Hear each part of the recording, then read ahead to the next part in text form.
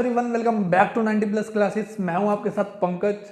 बच्चों, आज हम अपना लास्ट टॉपिक ही मान लो आप, ये हमारा सेकंड चैप्टर या seventh chapter formation of company का जो इनकॉर्पोरेशन वाला पार्ट चल रहा था उसका लास्ट स्टेप रह गया है।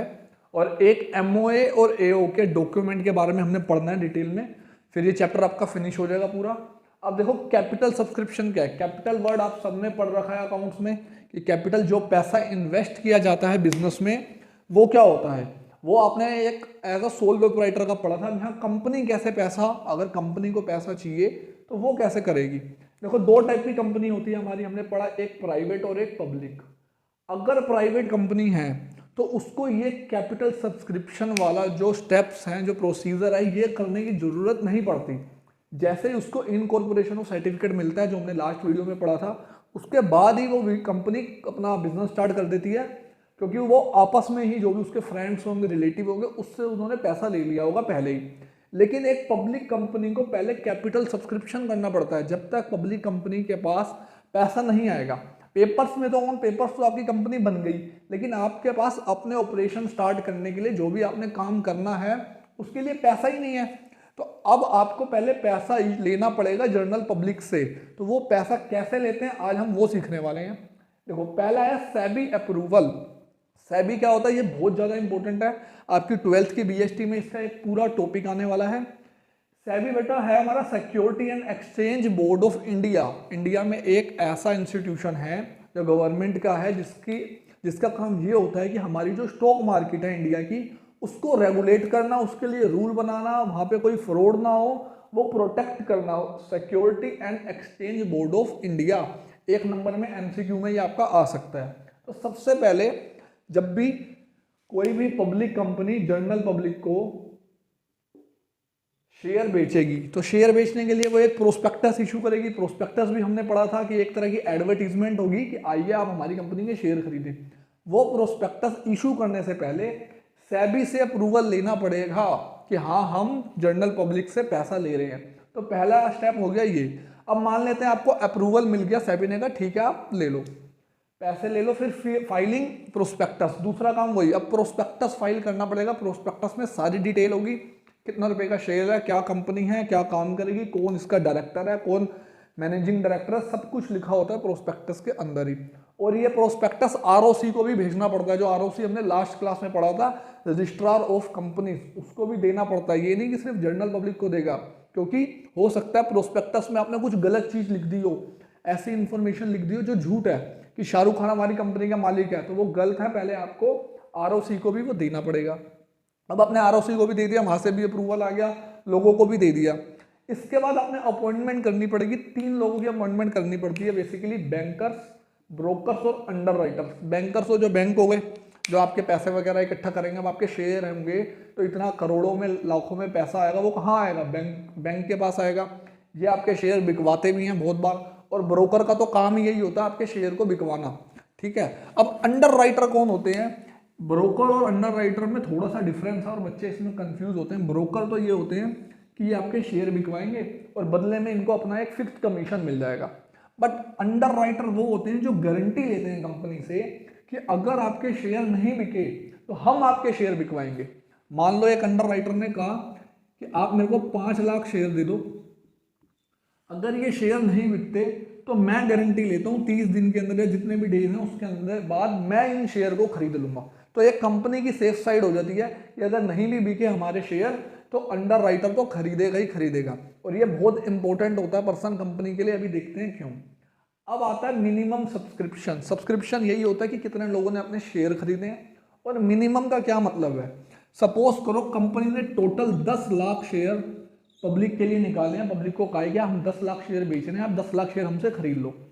तो कम से कम 90% शेयर लोग आपके खरीदने के लिए रेडी होंगे, तभी आप शेयर इशू कर सकते हो, अदरवाइज आप शेयर नहीं बेच सकते। मतलब अगर आपके पास सिर्फ 8,50,000 लोगों ने ही एप्लीकेशन भेजी कि हमें शेयर खरीदने हैं, तो आप ये शेयर इशू कर ही नहीं सकते, वो कैंसिल हो जाएंगे आपके शेयर, क्योंकि मिनिमम 90% लोग आपके शेयर खरीदने के लिए रेडी है। मतलब 9 लाख यहाँ पे इस केस में 9 लाख एप्लीकेशन आपके पास आएगी, तभी ये वैलिड माना जाएगा कि हाँ भाई ये कंपनी शेयर इशू कर सकती है। तो यहाँ पे अंडर राइटर का रोल एक बढ़ जाता है कंपनी की टेंशन खत्म हो जाती है। अंडर राइटर कहता है सारे 10 लाख शेयर मुझे दे दो, अगर कोई नहीं खरीदेगा तो मैं ले लूंगा। तो कंपनी की 90% की जो कंडीशन है, ये तो टेंशन फ्री हो गए वो कि अंडर राइटर ने खरीद ही लिए।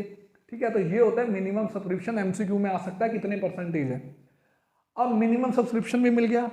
अब एक आ रहा है यहाँ पे वर्ड सेबी और एक आ रहा है स्टॉक एक्सचेंज। अब ये क्या होते हैं, अब आपने सब्जी खरीदनी है तो आप जाओगे सब्जी बाजार, कोई फर्नीचर का काम सामान खरीदना है तो आप जाओगे फर्नीचर की शॉप पे। अगर आपने शेयर खरीदने हैं, शेयर का रेट पता करना है तो कहाँ जाओगे, तो उसके लिए होते हैं एक्सचेंज बोर्ड, स्टॉक एक्सचेंज बोलते हैं जिसे, जैसे Bombay stock exchange, Delhi stock exchange, national stock exchange, ये सब भी स्टॉक एक्सचेंज के बारे में भी 12th की आपके बीएसटी में पूरा चैप्टर है। तो इनको भी एक एप्लीकेशन देनी होती है। इनको किस चीज़ की कंपनी एप्लीकेशन देती है कि हमारे शेयर लोगों ने खरीद लिए हैं, 90% लोगों ने सब्सक्राइब कर लिए हैं, अब आप हमारे शेयर लिस्ट कर दो। लिस्ट करने का क्या मतलब होता है, कभी आपने न्यूज़ में देखा हो या अभी वीडियो के बाद देखना, एक स्टॉक एक्सचेंज जो होता है उसमें एक लिस्ट होती है, मतलब एक डिस्प्ले लगी होती है जिसपे हर कंपनी के शेयर आ रहे होते हैं कि टाटा का शेयर कितने का है, रिलायंस का शेयर कितने का है, अडानी का शेयर कितने का है, मारुति का शेयर कितने का है।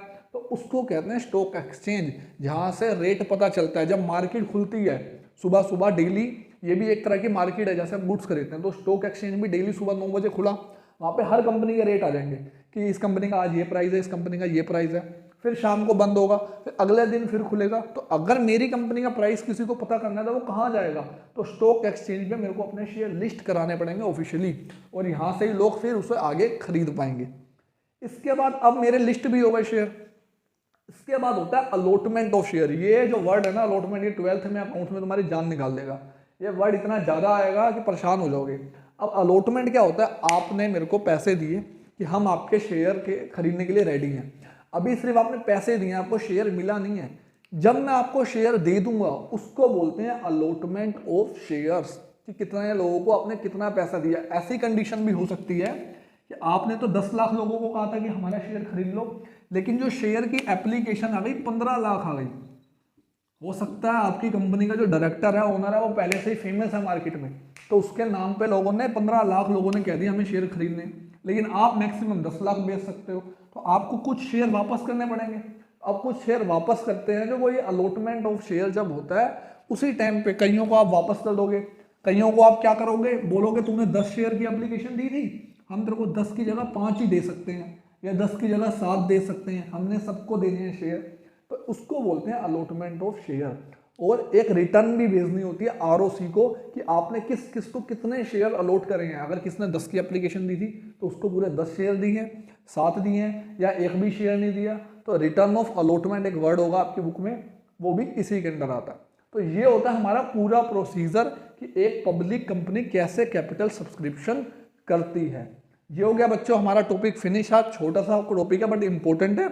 इसमें ना स्टेप्स पूछ लेते हैं कि केस स्टडी कैसे बन सकती है। मान लो एक केस स्टडी दे देंगे, एक एबीसी कंपनी, उन्होंने 3 प्रोसीजर पूरे कर लिए हैं। अब इसके बाद के क्या प्रोसीजर होंगे, एक क्वेश्चन ये हो गया। एक मिनिमम सब्सक्रिप्शन का बन सकता है कि एक कंपनी ने 10 लाख शेयर इशू करे थे, पब्लिक ने 8 लाख शेयर खरीदने की एप्लीकेशन दी, तो क्या वो शेयर वैलिड माने जाएंगे या नहीं माने जाएंगे। तो आपको ये लॉ डिफाइन करना पड़ेगा कि एज पर companies act 2013 minimum subscription will be 90%। और बस ज़्यादातर यही शेयर आपके इस चैप्टर से क्वेश्चन बनता है। सेबी की फुल फॉर्म आ सकती है, स्टॉक एक्सचेंज के बारे में पूछ सकते हैं क्या होता है। तो ये हो गया हमारा टॉपिक खत्म। अब लास्ट है एमओए और एओए, वो भी बहुत ज़्यादा इंपॉर्टेंट है, पेपर में आता ही है। तो मिलते हैं बच्चों नेक्स्ट वीडियो में। Thank you everyone. Please video को शेयर करो और लाइक करो और कमेंट करो।